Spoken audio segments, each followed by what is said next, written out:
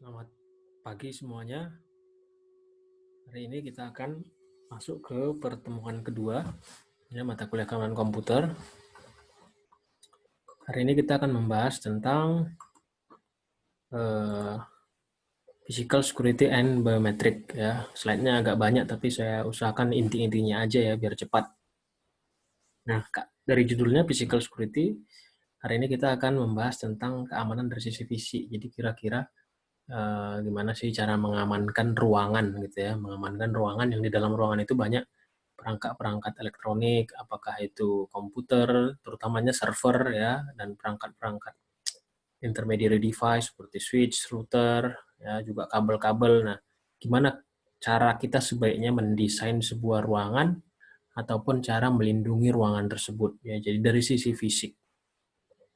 Oke, setelah selesai pembahasan pada pertemuan ini, diharapkan mahasiswa mengerti bagaimana cara mengamankan bangunan, terutama bangunan data center, serta bagaimana memanfaatkan penggunaan biometrik sebagai alat untuk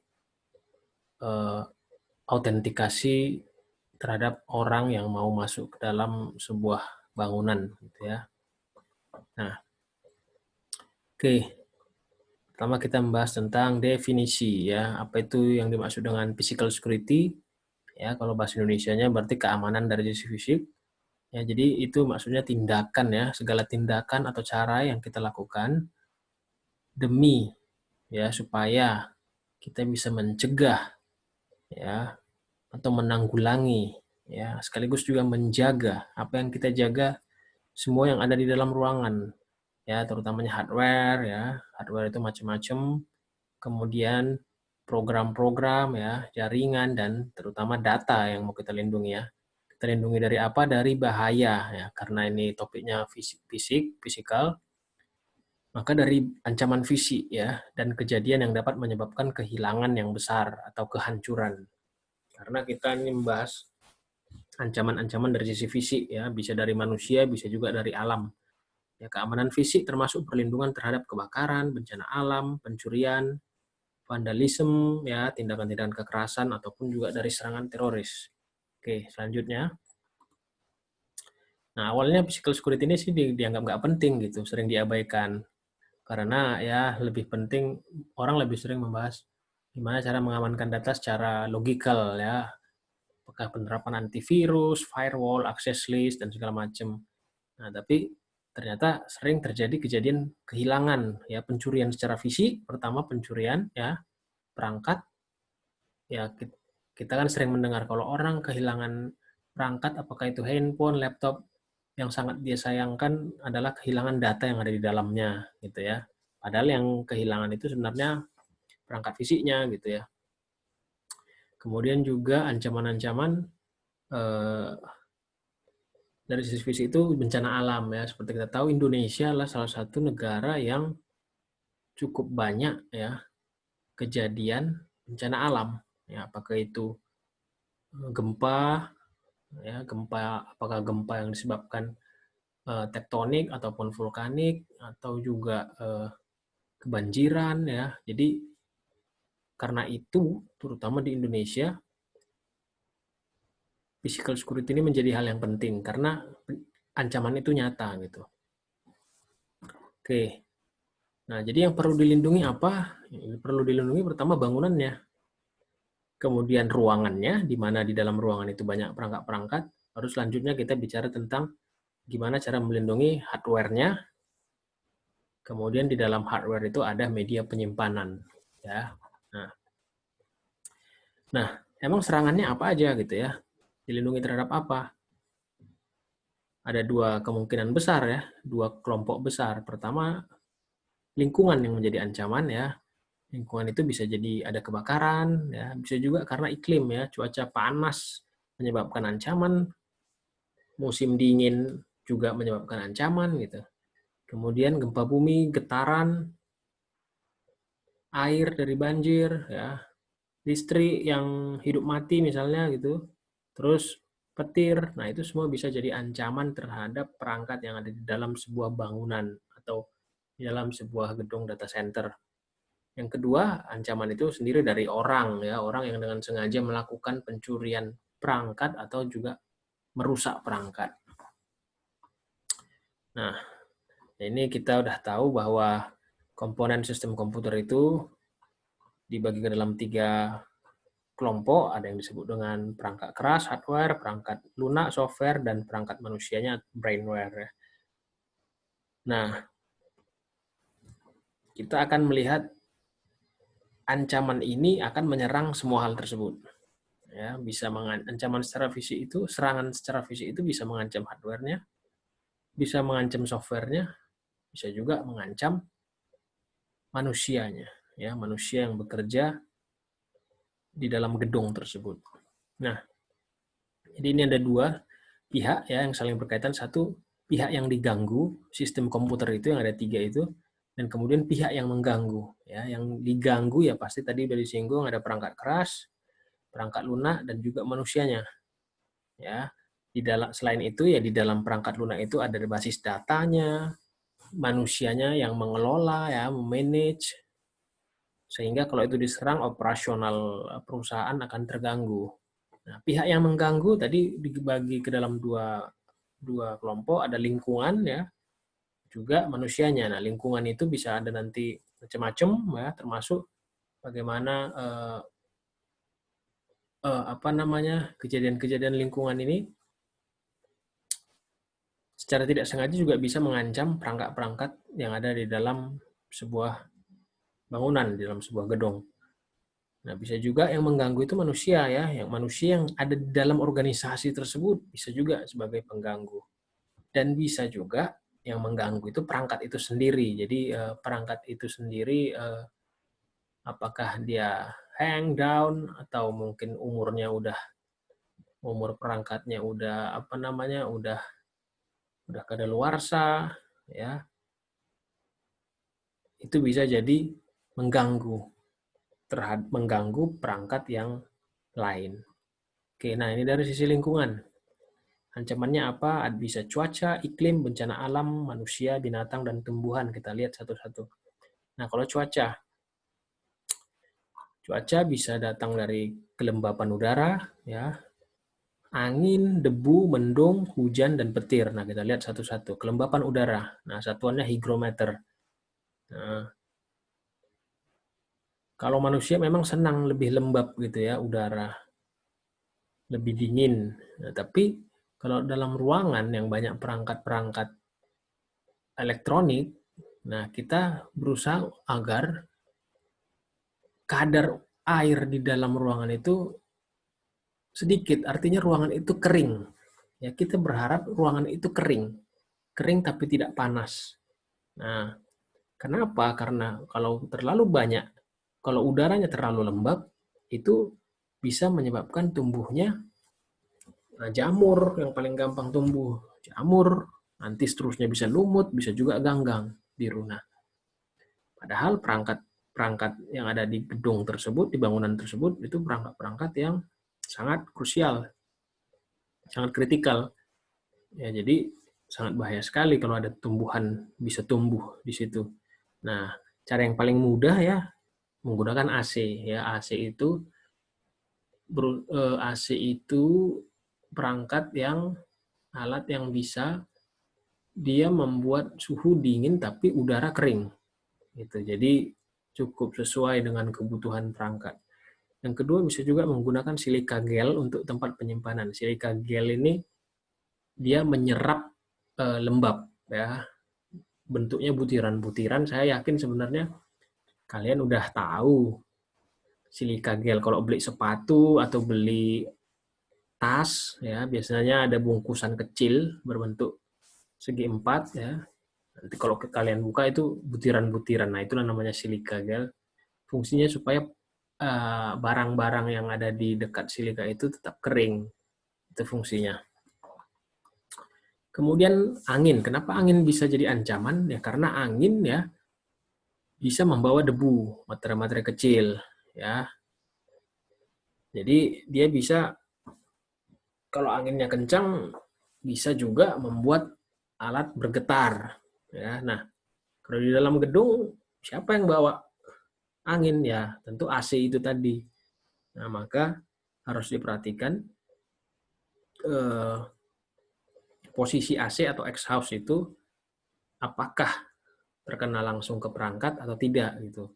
Karena bagaimanapun juga di angin yang dihembuskan itu akan membawa debu-debu. Ya memang nggak kelihatan sama mata kita, tapi setiap hari, setiap saat dia membawa debu dan bisa menempel ke sebuah perangkat, lama-lama perangkat tersebut juga akan terkena debu. Ya. Karena dalam sebuah perangkat penyimpanan, debu yang sedikit saja udah bisa menghalangi apa namanya, laser atau jarum di hard disk itu untuk menuliskan data di pitanya gitu. Ya, dengan debu yang sedikit aja. Nah, cara menanggulanginya selain mengatur posisi yang baik, kita juga harus membersihkan komputer secara berkala. Membersihkannya tapi tidak pakai apa namanya? Tidak pakai air ya. Hanya biasanya sih yang paling sering digunakan itu alat penghisap debu karena supaya tetap kering, tapi debunya terhisap seperti itu. Kemudian debu ya, tadi udah disinggung ya, debu. Nah, susahnya debu ini ada lagi debu yang lembab. Jadi nanti dia bisa bersifat konduktor kalau udah terus-terusan gitu debunya ngumpul. Nah, bahaya, bisa mengakibatkan hubungan singkat, perangkat bisa nanti jadi mati listrik. Nah, bahaya. Juga debu kalau menempel pada head baca tulis, nah pita magnetik nempel di pita magnetik itu jadi gagal, nggak bisa membuat proses baca tulis. Ya, bayangkan aja seperti sebuah CD ya, banyak debu, itu biasanya nggak bisa dibaca ketika kita masukkan ke alat pembaca CD itu. Jadi penanggulangannya gimana? Ya ruangan harus selalu bersih ya, tapi dibersihkan bukan pakai air. Gunakan penghisap debu, bersihkan secara berkala, teratur, ada jadwalnya. Nah, simpan media penyimpanan pada tempat yang tertutup. Harus seperti itu. Jadi misalnya maksudnya perangkat penyimpanan server itu nggak, misalnya perangkatnya anggap aja sebuah komputer ya, untuk servernya jangan diletakkan seperti itu aja di dalam ruangan, tapi dia juga dimasukkan ke dalam lemari ya. Kemudian setelah selesai bekerja dengan komputer, tutuplah komputer dengan penutup khusus. Kemudian mendung, kenapa bisa jadi ancaman ya? Mendung, kalau ada mendung tidak selamanya hujan, tapi mendung mengakibatkan temperatur meningkat. Ya, jadi lembab tadi, lembab yang lama bisa menyebabkan ada tumbuhan lumut. Nah, tentu sehingga kita harus penanggulangannya paling mudah menggunakan AC karena AC bisa mengatur suhu. Sama juga mendung dengan hujan mengakibatkan kelembapan udara meningkat. Caranya yang paling mudah adalah menggunakan AC atau menggunakan silika gel tadi. Selanjutnya petir. Nah, petir cenderung menyambar sesuatu yang relatif tinggi. Jadi kalau ada gedung tinggi, gedung yang paling tinggi itu paling beresiko tersambar. Nah, maka biasanya kalian mungkin pernah lihat di gedung-gedung tinggi ada seperti kabel ya teruntai di atas. Itu sebenarnya penangkal petir, maksudnya itu nanti akan ditarik terus sampai ke bawah ke tanah ya. Jadi istilahnya grounded, ditanam sampai ke tanah supaya kalau tersambar energi petirnya diteruskan ke tanah. Nah, dan tentu tapi kabelnya tidak, hindari pemasangan kabel dari logam di udara karena itu sifatnya konduktor, bahaya kalau tersambar oleh petir. Selanjutnya iklim. Nah, iklim nah khususnya di daerah yang 4 musim pasti musimnya beda dengan di Indonesia yang hanya dua musim ya, atau bisa juga seperti di daerah Timur Tengah ya, itu siang sangat panas, malam itu sangat dingin. Nah, susah sekali seperti itu. Kalau suhu panas, tentu material-material yang dari besi itu akan memuai. Ya, kemudian kalau malam akan menyusut. Sama seperti Menara Eiffel. Kalau siang dia besi-besinya akan memuai, dingin akan menyusut lagi. Nah, tapi itu tidak kita harapkan terjadi di perangkat komputer kita. Ya, jangan nanti siang dia jadi besar, malah mengecil lagi, kan susah seperti itu. Jadi kita menanggulanginya dengan cara menggunakan AC. Temperatur. Nah, beberapa komputer mempunyai toleransi tinggi. Toleransi tinggi dan rendah temperatur lebih baik dari yang lain. Nah, kita harus mengetahui kemampuan dari komputer kita. Jangan paksa melampaui batas itu. Nah, biasanya ruangan itu kita atur di 10-26 derajat Celcius. Biasanya jarang sih 26 ya, biasanya di bawah 20 derajat. Makanya kalau kita masuk ke gedung data center, itu sangat dingin sekali. Tapi kering, seperti itu. Nah, kemudian tentu di dalam ruangan itu harus ada alarm atau detektor ya, yang untuk mengingatkan kita. Jika misalnya tiba-tiba temperaturnya berubah secara signifikan gitu, sehingga orang-orang yang memonitor itu aware ya terhadap perubahan temperatur yang bisa mengancam perangkat di dalam ruangan tersebut. Nah, juga disarankan untuk selalu menjaga kebersihan, mengecek filter udara ya untuk melindungi komputer, karena tadi itu filter udara itu nanti banyak debu ya, debu itu bisa mengganggu media penyimpanan sehingga proses baca tulisnya nanti bisa terganggu. Panas juga bisa menjadi ancaman, dingin bisa jadi ancaman, panas juga bisa jadi ancaman. Nah, secara default perangkat-perangkat komputer ini, perangkat-perangkat elektronik ini akan menghasilkan panas ya, karena dialiri arus listrik. Nah, tentu maka penanggulangannya di ruangan itu gunakan AC, dan biasanya sih perangkat-perangkat seperti laptop kita sendiri juga punya kipas ya, kipas setidaknya untuk mengurangi panas itu. Nah, karena secara default perangkat-perangkat ini udah menghasilkan panas, jangan ditambahin lagi panasnya di sekitarnya gitu. Misalnya buat kompor atau pemanas air di dekat perangkat-perangkat. Itu memang, dan itu sangat tidak disarankan atau tidak diperbolehkan seperti itu. Bisa juga ancaman panas itu dari luar ruangan. Nah, karena itu eh, harus diperhatikan. Apakah gedung itu terkena sinar matahari secara langsung, ya. Kalau misalnya di sebuah ruangan data center itu ada kaca, apakah banyak sinar matahari masuk ke dalam kaca sehingga kacanya juga harus ditutupi atau dipakai lapisan untuk mengurangi cahaya masuk. Nah, itu harus diperhatikan hal-hal seperti itu. Kemudian ancaman dari gempa bumi dan getaran ya, tentu gempa bumi merusak gedung sehingga nanti material gedungnya bisa menghancurkan atau mengganggu perangkat-perangkat. Nah, jadi hal yang harus diwaspadai pertama, menjaga komputer atau perangkat kita dari jendela ya. Karena kalau misalnya jendelanya pakai jendela kaca. Kemudian pastikan bahwa jika getaran terjadi tidak ada objek yang dapat jatuh ke komputermu. Makanya kalau kita punya perangkat server, apakah itu server, router, switch segala macam, jangan hanya diletakkan begitu aja di ruang server, tapi dia dimasukkan ke dalam rak. Tujuannya kalau ada gempa, misalnya material jatuh, yang terkena itu raknya, tapi perangkatnya sendiri masih aman, seperti itu. Oke, selanjutnya api dan asap. Nah, ya api menjadi ancaman, pasti. Asap juga. Nah, karena itu pakailah detektor ya, smoke detektor di ruangan tersebut. Kemudian, ini dukung kebijakan tidak merokok. Ini udah pasti. Ya, tidak boleh merokok di ruangan data center karena apinya berbahaya. Jangankan rokok, makanan aja nggak boleh dibawa. Makanan, air, nggak boleh. Nah, halogen. Nah, karena kita berusaha untuk, biasanya sebuah gedung, yang di gedung ini ada banyak perangkat, ada data centernya, tentu kita mencegah sedapat mungkin agar gedung ini tidak terbakar. Nah, tapi biasanya ya kemungkinan gedung itu bisa terbakar ya pasti ada aja.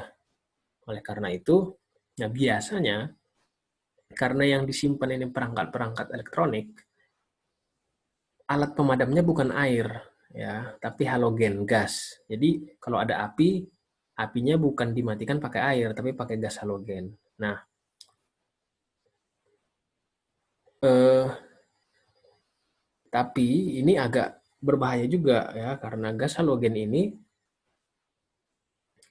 jadi begini, api itu mati karena api itu hidup karena ada oksigen. Jadi gas halogen ini membuat gimana supaya api itu nggak dapat oksigen. Jadi di sekitarnya itu disemprotkan gas yang membunuh oksigen sehingga api itu akan mati. Nah, agak berbahaya kalau di ruangan tersebut ada manusia karena nanti gas halogen ini bisa mematikan api tapi juga mematikan manusia yang ada di situ. Nah, ini yang harus diperhatikan sekali. Kalau memang sebuah ruangan itu menggunakan gas halogen untuk memadamkan api. Kemudian kebakaran. Nah, cara mencegah kebakaran tentu pegawainya harus dilatih. Mungkin beberapa dari kalian pernah ya mengikuti training kebakaran, harus lari kemana kalau ada kebakaran, seperti itu. Kemudian di gedung-gedung itu harus ada peralatan-peralatan yang memadai. Biasanya seperti yang kalian lihat di gambar ya, ada tabung-tabung alat pemadam ini seperti ini. Atau juga kadang di lemari-lemari itu ada seperti kayu atau kapak ya. Fungsinya misalnya kalau ada kebakaran itu bisa digunakan untuk mendobrak pintu atau jendela untuk menuju jalur darurat seperti itu. Kemudian gedung juga harus ada akses ke sumber air dengan mudah. Nah, ini untuk gedung ya, jadi bukan untuk perangkat elektronik, ini untuk menyelamatkan manusianya, akses ke sumber air dengan mudah. Kemudian gedung itu harus punya fire detection ya, mendeteksi apakah itu pakai detektor seperti tadi detektor asap, smoke detector atau ada pull box alarm. Sehingga orang bisa sadar tahu oh lagi ada api jadi kita harus pergi kemana gini untuk menyelamatkan diri. Nah, seperti ini fire detector ya. Jadi smoke activated dengan photoelectric device akan aktif kalau sinar terhalang asap. Jadi dia ada sinar ya, kalau suatu saat sinarnya terhalang asap detektornya akan bunyi. Makanya dilarang orang merokok karena merokok menghasilkan asap, asapnya nanti begitu asapnya menghalangi detektor ya, artinya detektor menganggap ada asap ya yang signifikan, nanti alarmnya akan bunyi. Nah, detektor ini dia alat detektor. Detektor ya bisa ditempatkan di mana aja sesuai dengan kalau menurut kita bagus. Nah, kira-kira bisa di atas di langit-langit on ceiling ya, di langit-langit. Kalau kita lihat gambar ini, jadi kalau ruangan yang baik itu ada perangkat. Jadi di atasnya itu nggak langsung ada langsung tembok, tapi ada sebuah ruangan lagi ya langit-langit. Biasanya di atas itu bisa jadi saluran kabel seperti itu atau saluran udara, ventilasi. Nah, di situ juga bisa diletakkan detektor. Bisa juga diletakkan di bawah ya, di raised floor. Jadi nah ini juga gedung yang baik itu ya, perangkat itu nggak diletakkan di atas lantai, tapi kita buat lantai lagi, lantai kayu biasanya. Nah, jadi di perangkat ini nggak langsung di lantai semen itu, lantai tembok, tapi di atas lantai kayu. Jadi di bawah itu ada ruangan ya, raised floor. Bisa untuk tempat kabel, jadi rapi. Nah, bisa juga di situ sebagai tempat detektor. Nah, bisa juga detektor itu ditempatkan di langsung di plafonnya jadi kelihatan. Nah, ini sering detektor asap itu langsung kelihatan di apa istilahnya di plafon.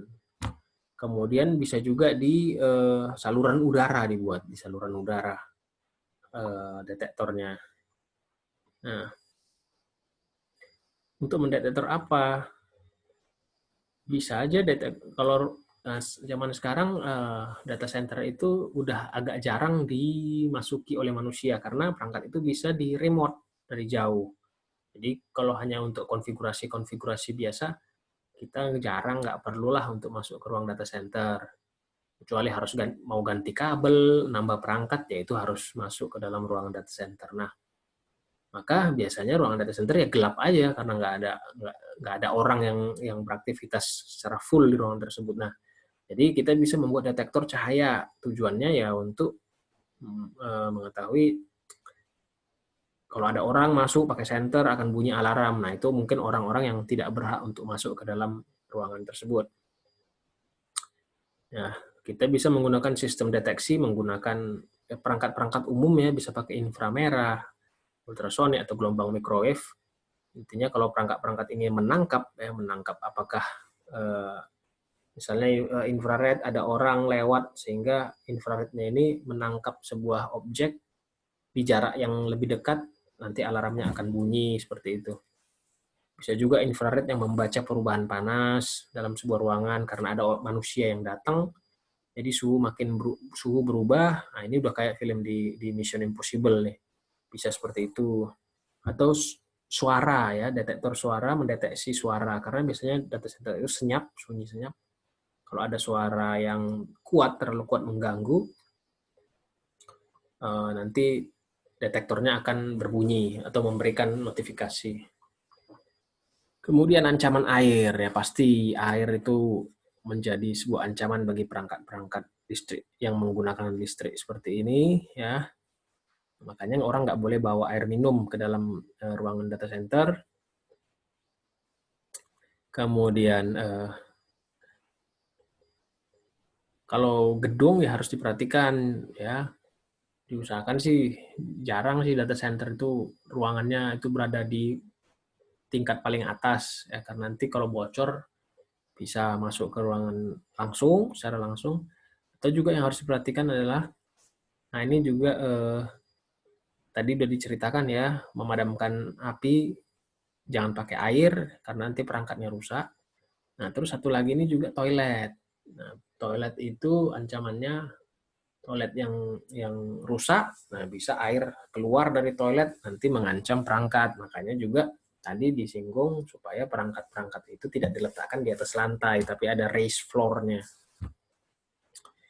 Terus apa yang terjadi jika komputer kena air? Ya, berusaha secepat mungkin untuk dikeringkan, gitu ya.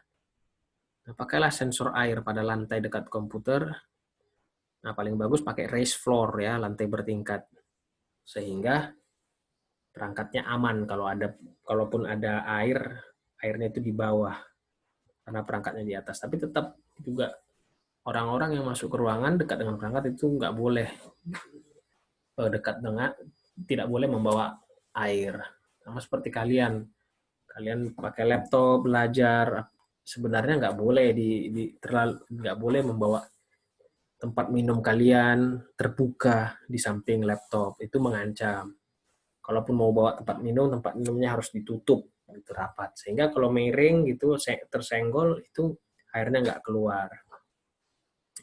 Nah, ancaman secara fisika itu dari suara. Kok suara bisa mengganggu ya? Iya, kalau kalian dengar suara musik yang keras gitu ya, jantung kita pun juga akan ikut berdegup dengan kencang ya. Jadi suara itu bisa menggetarkan ya, bisa menggetarkan jantung kita, juga bisa menggetarkan perangkat-perangkat. Nah, head baca tulis di dalam hard disk itu sangat rentan terhadap getaran ya. Makanya perangkat sendiri kita usahakan tidak boleh jatuh. Nah, sama juga dengan suara yang kuat itu ya. Dentuman-dentuman suara itu bisa mempengaruhi headnya, nanti bergeser, gagal baca tulis disknya gitu ya. Jadi jauhkan dari sumber-sumber bunyian yang kuat ataupun ruangan itu dibuat alat peredam suara sehingga mengurangi adanya noise atau gangguan suara dari luar. Cahaya. Lightning. Jika lampu tiba-tiba menyetrum, matikan komputermu dan cabut kabelnya. Ya, lampu menghasilkan energi yang berlebihan dan berbahaya khususnya untuk hard disk. Lindungi backup tape dari magnetik yang timbul akibat lampu mati.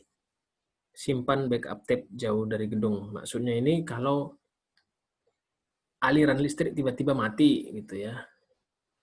Nah, kalau komputer kita apa namanya, tidak menggunakan UPS ya, artinya komputer langsung colok ke sumber listrik. Nah, kalau misalnya listrik mati, usahakan cabut aja kabel listrik. Karena biasanya nanti kalau listriknya tiba-tiba hidup, nanti pada saat hidup itu ada efek spike ya. Mungkin ada efek spike yang tiba-tiba ada aliran listrik yang masuk yang mengejutkan gitu kira-kira, yang terlalu kuat sehingga bisa mengaruh bisa beresiko merusaki perangkat kita, terutama hard disk ya. Berbahaya sekali ketika hard disk mendapatkan energi yang terlalu kuat, nanti jadi ada bad sector ya. Ada bagian dari disk itu yang rusak, sehingga akibat paling buruknya datanya nggak bisa diakses lagi, hilang. Nah, listrik. Komputer akan rusak bila pemakaian listrik terlalu lama. Maka pastikan menggunakan stabilizer. Nah, tapi data center memang harus hidup 24 jam gitu. Ya, nggak ada jam istirahatnya. Emang kita aja, apakah kalian pernah ketika mengakses Instagram keluar jawaban mohon maaf, perangkat sedang istirahat, gitu kan, nggak mungkin ya, selalu bisa diakses. Seperti perangkatnya selalu hidup 24 jam, maka perangkat-perangkat tersebut menggunakan stabilizer ya. Fungsinya supaya tetap stabil. Nah, ini dia berhubungannya di sini. Ya, listrik itu kadang-kadang bisa voltasenya lebih ya, kayak tadi efek spike, kadang bisa kurang voltase jadi membuat perangkat kayak kekurangan voltase terus dia kayak mau mati seperti itu. Nah, hal-hal seperti itu bisa merusak komponen elektronik.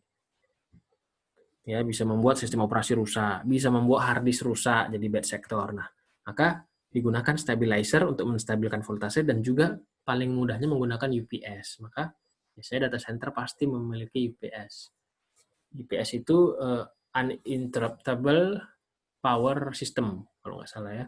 Jadi dia seperti baterai yang punya baterai yang menyimpan listrik. Jadi kalaupun listrik dari PLN misalnya mati, komputer kita masih tetap hidup, server masih tetap bisa hidup sampai beberapa waktu. Ya, tergantung UPS-nya bisa menyimpan energi listrik berapa lama.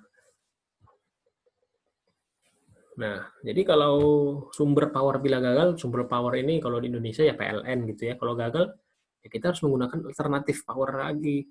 Ya, contohnya tadi UPS, uninterruptible power supply ya, supply bukan power system, power supply.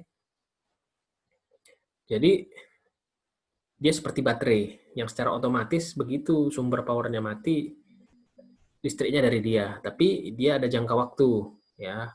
Semakin murah ya semakin cepat, hanya 5 menit, 15 menit bisa nahan. Maka apa yang harus dilakukan oleh perusahaan-perusahaan besar, selain dia punya UPS, dia punya emergency power generator, atau dalam bahasa umumnya itu sering disebut dengan genset ya. Jadi dia pakai genset ya, pakai minyak biasanya sebagai alternatif powernya. Jadi perangkat-perangkat tetap bisa hidup. Ya, bayangkan kalau Facebook atau Google aja punya pembangkit listrik sendiri tenaga surya sebagai alternatif powernya. Nah, fungsi backup power ya untuk kalau sumber power utama mati gitu, PLN mati ya, backup power ini ya pertama berfungsi untuk menghidupkan, untuk tetap ya, supaya perangkat-perangkat tetap bisa hidup, terutama perangkat-perangkat seperti server, router, switch, atau komputer-komputer yang penting tetap hidup. Yang kedua juga untuk tetap menghidupkan pencahayaan, terutama pencahayaan-pencahayaan yang lokasinya penting.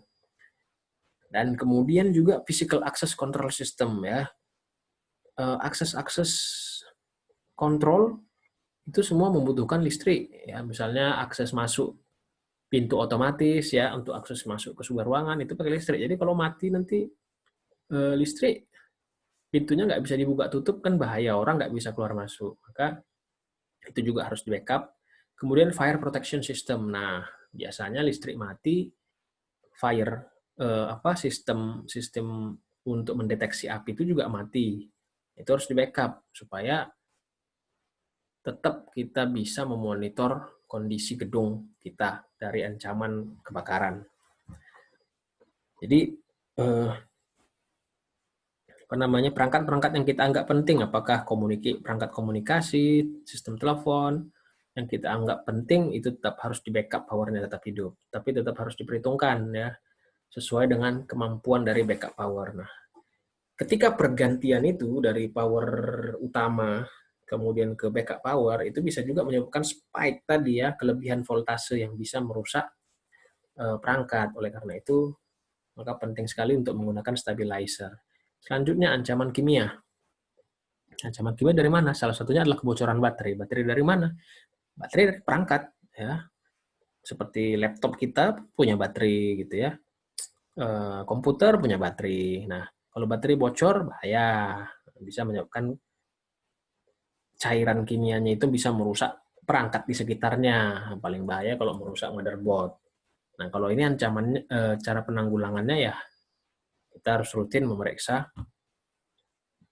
perangkat kita secara berkala. Tapi juga dalam proses pemeriksaan kita harus punya sebuah buku logbook ya, yang sehingga di buku ini semua jelas perangkat kita usianya berapa lama, berapa tahun, dicek terakhir kapan, statusnya bagaimana, sehingga semuanya jelas perangkat-perangkat tersebut kondisinya.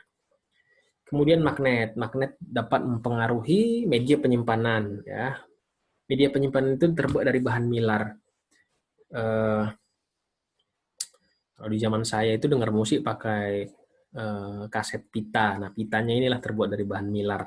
Itu sama seperti hard disk. Kalau mungkin kalian pernah membuka hard disk ya, hard disk rusak dibuka itu sebenarnya hanya seperti sebuah pita kaset aja gitu, dari bahan mylar ya, yang lentur seperti itu. Nah, itu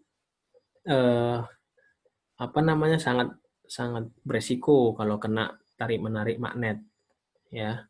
Karena itu perangkat kita harus jauh dari magnet. Oke, selanjutnya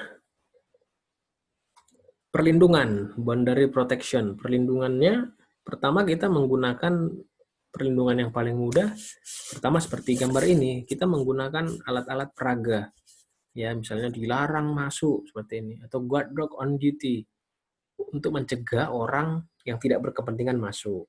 Atau yang kedua, kita pakai kunci, mengunci perangkat-perangkat seperti ini. Nah, itu hal-hal sederhana yang bisa dilakukan ya, untuk membuat batasan-batasan ya, sehingga setidaknya orang orang yang mau coba masuk jadi nggak masuk ke sebuah ruangan gitu. Nah, tapi ada juga perangkat yang lebih baik lagi. Nah, ini khusus untuk orang yang udah disuruh jangan masuk, tetap masuk aja dia. Nah, maka ada perangkat CCTV. Ya, CCTV untuk memonitor orang keluar masuk di dalam sebuah gedung ya. Jadi CCTV lebih efisien karena ya dia bisa kerja sendiri, bahkan CCTV bisa secara otomatis sebagai detektor ya, mendeteksi gerakan seperti itu. Tapi ya ada batasannya karena ya kita harus menempatkan banyak CCTV, posisinya harus diatur supaya bisa mengawasi keseluruhan titik di dalam sebuah gedung. Nah, kemudian proteksi juga satu lagi ya menggunakan manusia ya. Menggunakan manusia, ada meja-meja keamanan, ada orangnya yang melakukan patroli gitu untuk mengamati orang keluar masuk. Nah, kemudian ini flooring tadi udah sempat disinggung ya. Flooring artinya gimana cara membuat lantai yang baik. Nah, ini seperti tadi yang udah saya bilang, sebaiknya perangkat itu tidak langsung diletakkan di atas lantai, tapi kita buat lantai dulu seperti di gambar ini. Ya, pakai rak seperti ini, kemudian lantainya dibuat ya dari kayu biasanya. Sehingga di bawah itu ada ruangan. Ya, kadang bisa ruangan di bawah ini bisa dimanfaatkan untuk kabel ya, untuk kabel, atau bisa juga untuk tempat detektor. Jadi harus diatur lantainya seperti ini sebaiknya, kemudian kabel listriknya didesain dengan baik ya, detektornya juga harus didesain, diatur sedemikian rupa posisinya di mana yang baik. Jadi nggak asal letak aja perangkatnya. Oke. Jadi dengan ada physical security ini, kita apa yang menjadi pertimbangan kita, bagaimana menjaga data agar tetap aman jika terjadi ancaman, ancamannya bisa bencana alam. Ya, kemudian kalau udah diamankan, gimana cara kita mengontrol akses perangkat tersebut, ya, bagaimana standar ruangan yang baik, bagaimana penyimpanan data yang baik, bagaimana prosedur backup data, bagaimana standar keamanan gedung tempat data center. Nah, ancaman dan resiko pada gedung data center tadi ya udah disinggung. Pertama, faktor lingkungan macam-macam udah dibahas ya, bisa kebakaran, banjir, embun, suhu listrik, gempa bumi. Faktor manusia, manusianya sendiri yang melakukan eksploitasi, merusak, mencuri, seperti itu. Nah, kemudian satu lagi finansial, artinya gini, membuat gedung yang baik tentu membutuhkan dana yang besar. Karena itu kita harus benar-benar memetakan pertama, apa sih data yang mau diamankan gitu. Ya, berapa sih nilai dari data yang mau diamankan? Data ini memang data yang sangat penting nggak? Mahal nggak harganya? Sehingga nanti kita bisa atur gimana supaya kita atur bentuk keamanan gedungnya gitu. Jangan datanya nggak berharga, datanya biasa-biasa, tapi keamanannya luar biasa gitu. Sayang biayanya. Selanjutnya, metode pengamanan fisik pada data center. Ya, ini tadi udah ya, dari faktor lingkungan, gimana membuat bangunan yang baik ya, ancaman terhadap kebakaran, suhu, bagaimana membuat backup listrik, ya backup power, ada bencana alam, air, ancaman petir tadi udah dibahas. Nah, sekarang pengamanan fisik dari faktor lingkungan. Pertama seperti ini. Tempatkan lokasi atau gedung data center dipilih yang memiliki sedikit risiko terhadap bencana alam dan juga ancaman teroris. Nah, ini di Indonesia sendiri karena pusat dari segala aktivitas, pusat dari segala kantor itu ada di Jakarta, jadi perusahaan-perusahaan besar itu memang punya data center di Jakarta gitu. Padahal ya, kalian bisa nilai sendiri, Jakarta itu kota yang aman nggak dari ancaman lingkungan. Nah, kalau kita bicara Jakarta, ancaman lingkungan pertama itu pasti orang bilangnya banjir gitu. Nah, kemudian Jakarta juga kadang-kadang dapat getaran ya dari gempa bumi di sekitarnya, gempa bumi di Jawa Barat atau di Banten, Jakarta juga terkena getaran. Tapi ya karena rata-rata mereka sudah buat gedung data center di Jakarta, ya mau bagaimana lagi. Nah, biasanya perusahaan-perusahaan besar, perusahaan-perusahaan telekomunikasi itu buat data center lagi di kota lain di Indonesia. Nah, seperti yang kita tahu, pulau yang paling aman dari gempa bumi di Indonesia itu Pulau Kalimantan. Jadi banyak perusahaan di Indonesia itu buat data center di Kalimantan. Ada juga di Sumatera, di Batam gitu, atau di Makassar atau di Surabaya juga ada. Nah, biasanya perusahaan-perusahaan itu membuat data center di beberapa lokasi. Nah, jadi terpisah dengan kantor pusat. Jangan kantor pusat data centernya di Jakarta, data cadangannya di Jakarta juga gitu. Ya, kalau banjir dua-duanya kena gitu ya. Nah, kemudian lokasinya jangan bertetangga dengan usaha-usaha yang bisa mengancam perangkat itu sendiri tadi. Contohnya misalnya pabrik kimia, atau jalur pipa gas ya, atau pusat pembangkit listrik. Nanti itu bisa mempengaruhi perangkat itu sendiri. Tadi sudah kita bahas bahwa perangkat-perangkat itu bisa dipengaruhi oleh kimia, fisika, ya, atau air gitu. Nah, perlu diperhatikan juga supaya daerah-daerah tersebut memiliki kecukupan tenaga listrik. Jangan sampai ya itu daerahnya daerah aman tapi listrik nggak ada, apa gunanya gitu. Jadi susah sendiri.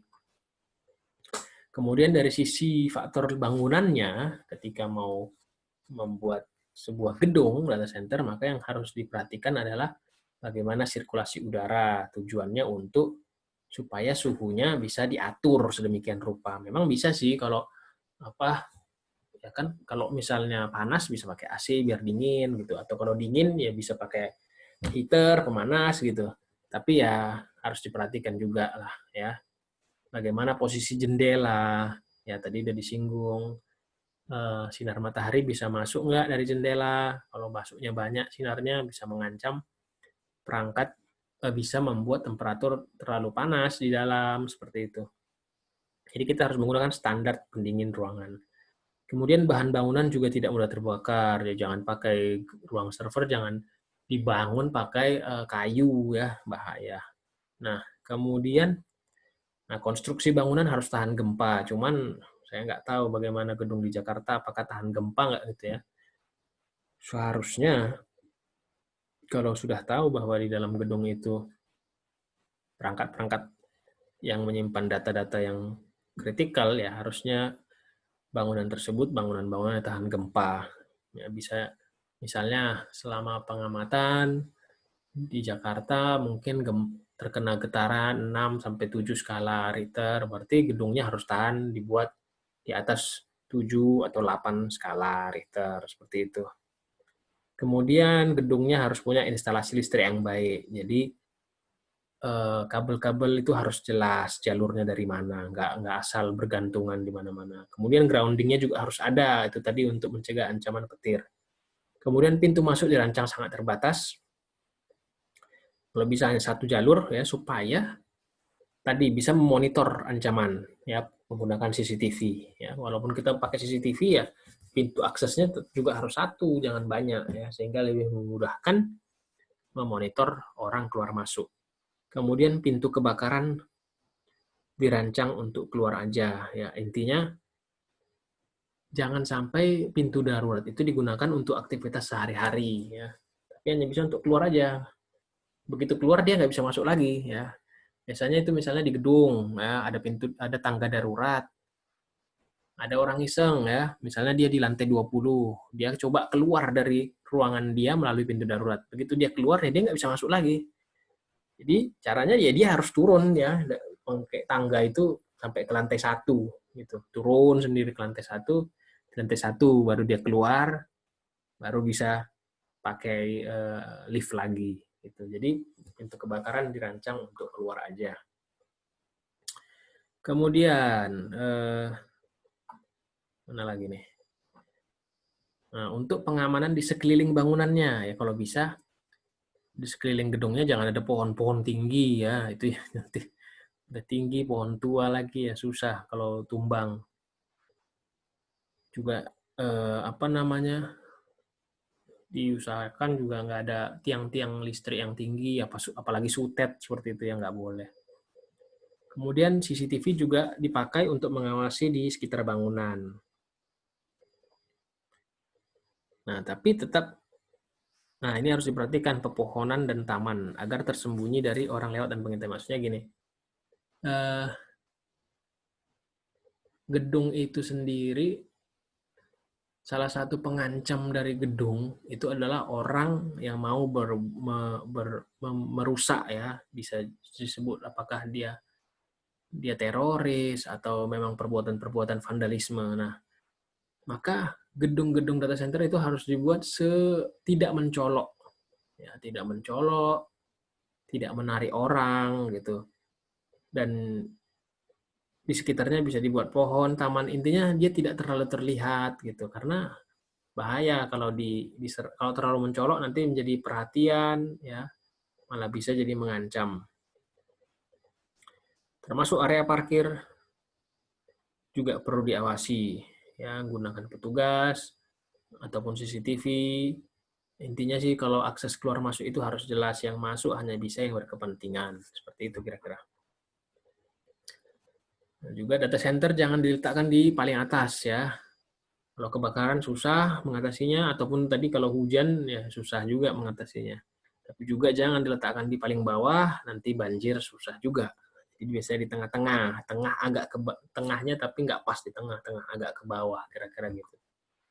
Nah, tadi udah disinggung ya, salah satu metode pengamanan fisiknya untuk faktor bangunan bisa menggunakan CCTV ya, kamera pengawas, atau segala macam detektor, bisa untuk sensor asap, sensor kebakaran. Kemudian untuk ancaman kebakaran, gunakan bangunan yang tidak mudah terbakar, tadi udah disinggung, kemudian selalu suplai listriknya harus baik, ya, harus stabil, nggak boleh kelebihan voltase atau kekurangan voltase, menggunakan detektor-detektor, gunakan alarm kebakaran yang baik, juga ini perangkat-perangkat ini ada kadaluarsanya, jadi harus dicek, harus diganti kalau udah kadaluarsa. Kemudian yang pasti dilarang merokok, ya, karena itu bisa memicu api kebakaran. Kemudian untuk ancaman dari sisi suhu atau iklim, tadi udah dijelaskan paling mudahnya gunakan AC di kisaran 10-26 derajat Celcius. Di setiap ruangan harus ada sensor suhu, ya, mana tahu AC-nya rusak, setidaknya ada sensor suhu yang akan memberikan notifikasi bila temperatur berubah secara signifikan. Kemudian kelembapan antara 20-80%, gunakan alarm, ya, untuk memonitor suhu dan kelembapan. Nah, kemudian pendingin tadi udah disinggung, ya, supaya diberi filter untuk menghindari debu, karena tadi itu AC itu kan terus menyemprotkan angin gitu, angin bisa membawa debu, karena itu perlu ada filter supaya istilahnya anginnya itu bersih, ya, pure istilahnya, tidak membawa debu. Nah, dari sisi listrik, ya, diharapkan listrik itu punya voltase yang stabil, gedungnya punya grounding yang baik untuk mencegah ancaman petir. Nah, kita perlu perangkat stabilizer tadi. Kemudian juga harus punya power cadangan, backup power, seperti UPS dan juga genset. Nah, implementasinya pakai raised floor, ya, jadi lantai yang bertingkat. Juga pakai non-electrical conducting material, jadi karpetnya tidak mengantar listrik, yaitu pasti, ya. Jangan gunakan karpet yang bisa mengantar listrik, bahaya. Nah, ini juga perlu diperhatikan supaya karpet itu bersih, ya. Jangan sampai ada material-material konduktor, nanti bahaya manusianya. Kemudian ancaman bencana alam. Nah, ini tadi udah disinggung, bangunan harus jauh dari daerah yang dilanda bencana alam, konstruksi bangunan harus tahan gempa. Nah, pastikan kalaupun terjadi gempa yang kuat tidak ada benda yang jatuh menimpa komputer atau perangkat, makanya tadi dari singgung perangkat-perangkat itu dimasukkan ke dalam rak, ya, atau lemari. Kemudian harus ada backup data, dan backup datanya jangan di ruangan gedung yang sama atau daerah yang sama, tapi di daerah yang berbeda. Nah, kemudian harus dimonitor, ya, dari orang masuk keluar supaya aman dari penyusup, ya. Ruangan harus baik, bebas debu, tidak lembab dan tidak mudah terbakar. Selanjutnya ancaman air. Nah, air biasanya datang dari banjir paling umum, tapi bisa juga dari kamar mandi tadi, toilet yang meluap, ya. Pastikan terhindar dari semuanya itu. Kalaupun ada perangkat yang terlanjur basah, harus keringkan dulu sebelum dinyalakan. Nah, bisa kita menggunakan sensor air di lantai dekat komputer, di raised floor tadi dibuat detektor untuk air. Petir tadi udah disinggung juga, ya. Saya pakai grounded tadi supaya untuk menangkal petir. Nah, harus sampai mencapai tanah, ya. Bila terjadi petir yang sering, matikan komputer dan lepaskan kabel seperti kabel listrik, kabel jaringan. Nah, masalahnya adalah perangkat-perangkat yang ada di data center nggak boleh mati. Nah, makanya juga harus diperhatikan ada daerah-daerah yang suka yang menjadi yang sering yang terlalu ekstrim cuacanya, ya. Maka daerah-daerah itu harus, makanya membangun data center itu harus diperhatikan betul daerahnya, ya, harus daerahnya aman dari banjir, jarang gempa bumi, jarang cuaca ekstrim gitu. Sehingga lingkungannya mendukung untuk aktivitas data center yang harus perangkatnya harus hidup 24 jam sehari. Kemudian ancaman dari manusia, ya, manusia udah tahu sebagai manusia itu bisa berlaku baik, bisa juga berlaku buruk. Manusia-manusia yang berlaku buruk akan mengeksploitasi, berusaha mencuri atau merusak perangkat. Nah, maka digunakan teknologi biometrik, ya, untuk sebagai autentikasi masuk ke ruangan khusus seperti ruang server atau ruang data center. Nah, kita lihat. Nah, ruang komputer atau ruang server atau data center dulu itu mainframe. Kalau mau konfigurasi harus masuk ke ruangannya, harus ketemu langsung dengan perangkatnya, kita konfigurasi. Kalau sekarang karena udah bisa remote, kita sebenarnya jarang langsung masuk ke ruang data center, kita remote aja dari jarak jauh. Jadi hanya sekali-sekali aja masuk ke ruangan data center. Nah, maka ruangan itu sekarang, ruang data center biasanya lebih kecil. Belum lagi sekarang perangkat-perangkat lebih modern. Dulu hard disk hanya bisa satu perangkat nyimpen 1 GB, kemudian hanya bisa 100 GB. Sekarang satu perangkat udah bisa terabyte. Jadi semakin lama perangkat itu mampu menyimpan data semakin besar, padahal ukurannya sama, sehingga ruangan itu bisa semakin efisien, semakin kecil ya. Nah, karena itu harus diperhatikan setting ruangannya ya. Setting ruangannya ya minimalis aja, tapi biasanya tetap harus pakai rak sistem ya. Jadi perangkat itu saling terhubung, tapi dia di dalam rak semua. Jadi nggak langsung diletakkan di atas lantai berserak seperti itu. Kemudian dia harus dekat dengan kabel ya, pusat distribusi kabel. Maksudnya ya supaya eh, perangkat itu nggak terlalu panjang kabel penghubungnya, ya bisa diminimalkan gitu. Kemudian ruangan tersebut juga harus single point of entry, jadi hanya satu akses pintu aja. Seperti gambar ini, masuk ke sebuah area yang aman, mungkin di sini server-server yang penting, ini hanya satu aja pintunya, sehingga gampang dimonitor apakah tinggal buat CCTV di sini atau buat pintu yang ada autentikasi di sini pakai biometrik, ataupun bisa juga pakai penjaga hanya di sini aja cukup, jadi lebih efisien. Selanjutnya menggunakan kabel yang baik ya, yang terlindungi dengan baik. Ya rata-rata sih kabel itu kabel itu kita menggunakan fiber optik atau kabel tembaga.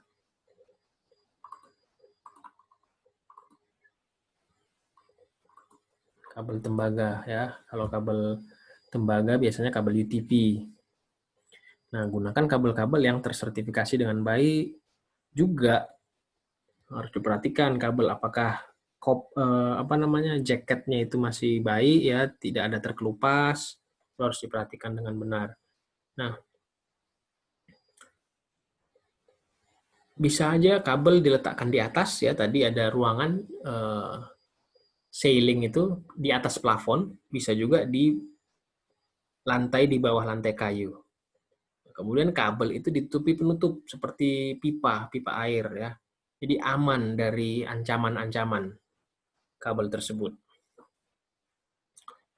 Manusia mengancamnya dari sisi apa ya? Dia mencuri, mengambil barangnya secara fisik, atau juga mencuri data yang ada di dalam perangkat, bisa menyadap, bisa juga mengcopy data atau memotret. Nah,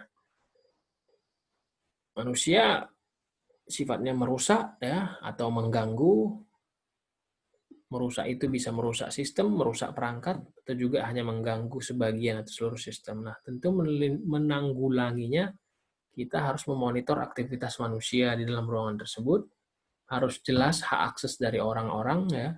Jadi si A hanya bisa ngapain, si B hanya bisa ngapain, itu harus jelas. Kemudian peralatan-peralatan komputer itu harus dilindungi. Jadi ruang server, walaupun masuk ke ruang server itu udah ada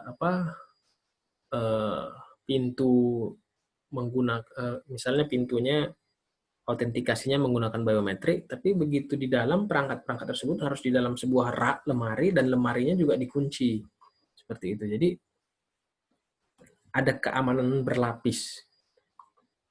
Nah, ini sekarang ancaman dari binatang. Ya, ini kalian bisa bacalah binatang-binatang apa sih biasanya yang menyerang perangkat-perangkat. Nah, ini binatang-binatang rumahan ini.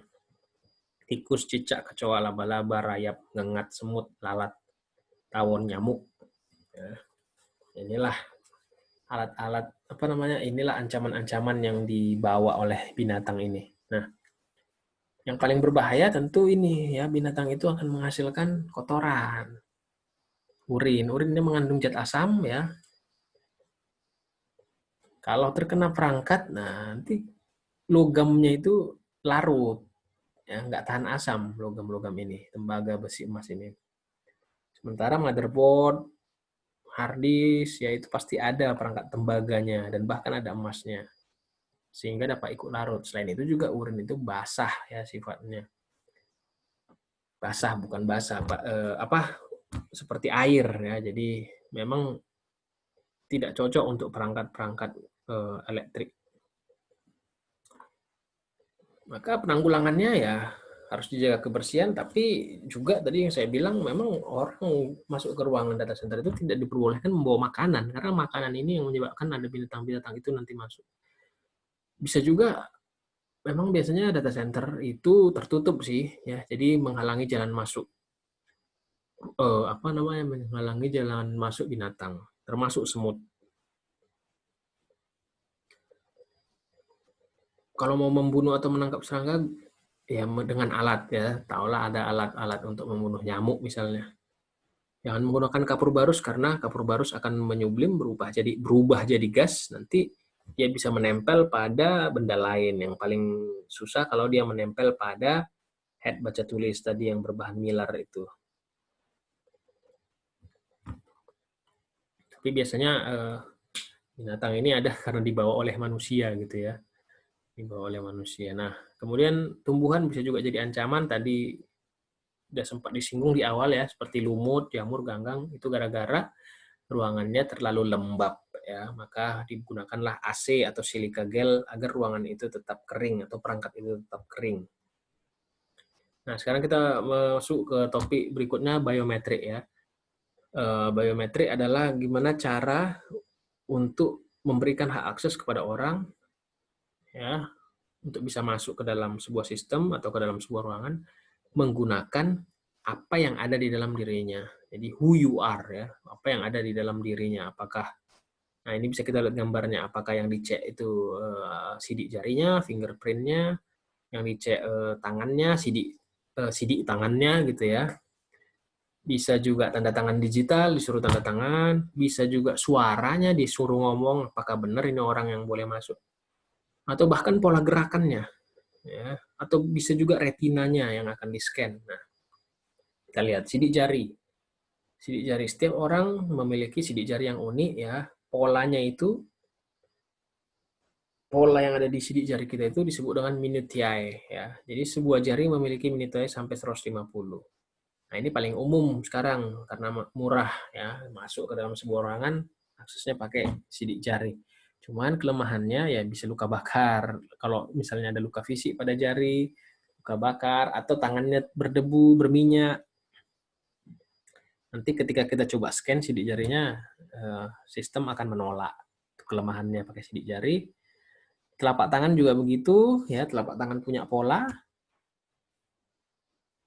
Pemeriksaannya nanti pencocokannya dilakukan pada guratan tangan. Nah, kelemahannya yaitu tadi sama mirip seperti jari ya. Kalau ada luka, bengkak, atau pemakaian cincin pada tangan dapat mempengaruhi sistem. Misalnya ketika scan awal supaya terekam di dalam sistem kita pakai cincin. Tapi selanjutnya kita mau scan, mau masuk ke dalam sistem nggak pakai cincin. Nggak berbeda jadinya, padahal orangnya sebenarnya sama. Selanjutnya retina. Nah, ini setiap orang memiliki pola retina yang unik, ya, menggunakan sinar inframerah. Setiap mau masuk ke ruangan nanti yang di-scan mata kita retina ya. Tapi ini agak kurang diterima karena takutlah kita selalu memandang kemudian mata kita terkena sinar infrared, apa namanya? Bayangkan aja kalau misalnya dalam sehari ada orang keluar masuk sebuah ruangan 20 kali, jadi matanya 20 kali dikasih sinar infrared gitu kan.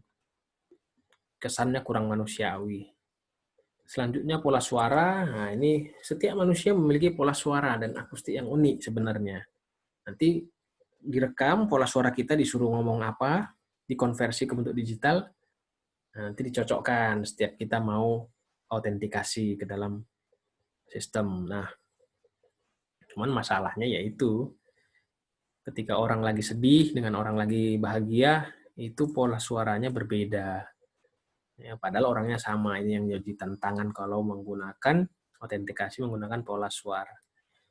Pola tanda tangan digital. Nah, ini juga bisa tanda tangan digital. Cuman masalahnya tekanan pen pada saat tanda tangan dapat mempengaruhi bentuk sinyal digital ya. Kalau waktu direkam kita nekannya keras, Kemudian selanjutnya kalau kita nekannya kurang keras, nanti kita dianggap orang yang berbeda, nggak boleh masuk ke sistem. Nah, ini tantangannya. Kemudian pola ketikan juga gitu. Kita disuruh mengetik sebuah kata, sebuah huruf, biasanya manusia ada ritmenya, polanya. Kalau cocok ritmenya, orang bisa masuk ke dalam sistem tersebut. Tapi ini juga tantangannya besar ya. Karena ya itu tadi, ritme, kalau udah berhubungan dengan pola ritme gitu ya, tergantung suasana hati manusianya. Oke, selesai. Sampai di sini. Jika ada pertanyaan, kalian bisa tanyakan di forum diskusi. Ya. Nanti ada tugas pemahaman bisa kalian jawab nanti melalui aplikasi web e-learning. Materi juga udah saya upload. Selamat belajar dan tetap semangat. Sekian dan terima kasih.